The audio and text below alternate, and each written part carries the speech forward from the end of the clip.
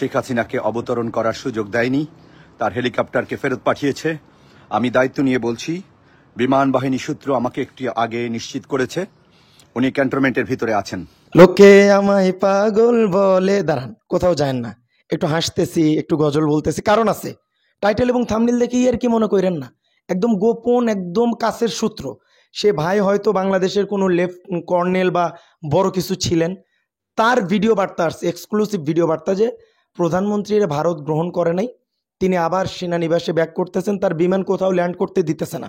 দেখেন, ফালতু নিউজ আগে মনে করেন যে সময় স্বৈর শাসক ছিল, কথা বলতে ভয় পাইছি, তারা যেটা বলছে সেটাই চালাইছে, কোনো কথা বলতে পারিনি। কিন্তু এখন তো বাক স্বাধীনতা আমার ছাত্র ভাইরা আমাকে এনে দিছে, আমি বলতে পারি স্বৈর শাসক নাকি ফেরত আসতেছে। এক্সক্লুসিভ ভিডিও, আমরা ভিডিও চিত্র দেখাবো, সেই ভাইয়ের কথাটা শুনবেন, কতটুক সত্য মিথ্যা এটা আপনারা শুনবেন। সেই ভিডিওটা আমরা পাইছি এবং তিনি খুব নির্ভরযোগ্য সূত্র থেকেই খবরটা কিন্তু বলছে। চলেন ভিডিওটি দেখে শোনেন। স্বাধীন দেশে আসছেন না, একটু চ্যানেলটা স্বাধীন দেশের স্বাধীন নিউজ পেতে চ্যানেলটার একটু সাবস্ক্রাইব করেন, আনন্দে সাবস্ক্রাইব করে 5 লাখ সাবস্ক্রাইব করে দেন। চলেন ভিডিওটি দেখে আসি, ফিরে আসছে নাকি প্রধানমন্ত্রী। প্রিয় দেশবাসী, আসসালামু আলাইকুম। আপনাদেরকে বিজয় অভিনন্দন। আপনাদেরকে একটা গুরুত্বপূর্ণ সংবাদ শেয়ার করতে চাই। সেটি হলো, আমাদের প্রতিবেশী রাষ্ট্র ভারত সরকার শেখ হাসিনাকে অবতরণ করার সুযোগ দেয়নি, তার হেলিকপ্টারকে ফেরত পাঠিয়েছে। আমি দায়িত্ব নিয়ে বলছি, বিমান বাহিনী সূত্র আমাকে একটু আগে নিশ্চিত করেছে উনি ক্যান্টনমেন্টের ভিতরে আছেন। আপনারা যেভাবে হোক ওনাকে আটক করুন এবং ওনার এই যে 15.5 বছরের গুমখুন, এই গুমখুনের হিসাব এবং শাস্তি নিশ্চিত করুন। আপনারা যে যেখানে আছেন, আপনারা এই আমার ভিডিওটি ছড়িয়ে দিন, আমার এই ভয়েসটি ছড়িয়ে দিন, যাতে ছাত্র জনতা সবাই জানতে পারে যে খুনি হাসিনাকে ভারত ফেরত পাঠিয়েছে। খুনি হাসিনা ভারতে অবতরণ করতে পারেনি, তার হেলিকপ্টারকে অবতরণ করতে দেওয়া হয়নি, সে এখন ক্যান্টনমেন্টে আছে। আমি কাজী শামীম আহসান দায়িত্ব নিয়ে বলছি, যারা আমাকে বিশ্বাস করেন তারা বিশ্বাস করুন, উনি বাংলাদেশে ফেরত আসতে বাধ্য হয়েছেন। ওনার হেলিকপ্টারকে অবতরণ করতে দেওয়া হয়নি, ওনাকে রিটার্ন পাঠিয়ে দেওয়া হয়েছে। উনি যে বাহন নিয়ে গিয়েছিলেন ভারতীয় ইয়েতে, সেটাকে ফেরত দেওয়া হয়েছে।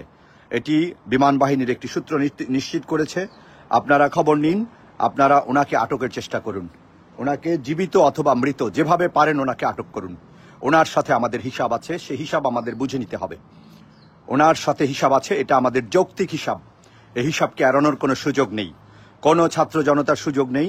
আপনারা ওনাকে আটকের ব্যাপারে সবাই মিলে চেষ্টা করুন।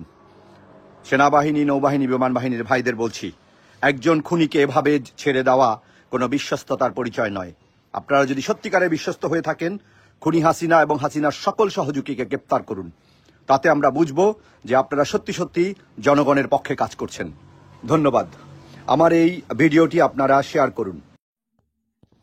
সুপ্রিয় দর্শক মণ্ডলী, ভিডিও চিত্রটি দেখলেন, কিন্তু আমার তো বিশ্বাস হয় না, যার জানের ভয় আছে সে কি আর দেশে আসে? এটা কি সম্ভব? সে জানতেছে যে দেশে গেলে আমার অবস্থা খারাপ, কেমনে আসবে? এটা সম্ভব? সম্ভব না। তারপরেও বলা যায় না, সব দেশ যখন নিবে না, তখন এই দেশে এসে অত্যাচার, নির্যাতন, আল্লাহর মায়ের তো এরকম হতেও পারে যে এত মানুষের খুন, এত অত্যাচার, এত নিপীড়ন, তার শাস্তিটা জনগণ সামনাসামনি দেখবে, এটাও তো আল্লাহর চাওয়া হতে পারে। যে দেশে আলেম সমাজ নির্যাতিত, নিষ্পেষিত, সে দেশে আজকে বিজয়ের নিশান। আজকে আল্লামা মামুনুল হক সাহেব হুজুরকে আল্লাহ সম্মানের আসনে বসাইছেন, এটা সব মালিকের ইচ্ছা, তাই না? তো যাই হোক, স্বাধীন দেশে আবার আপনাদেরকে স্বাগতম। আসসালামু আলাইকুম রহমতুল্লাহ।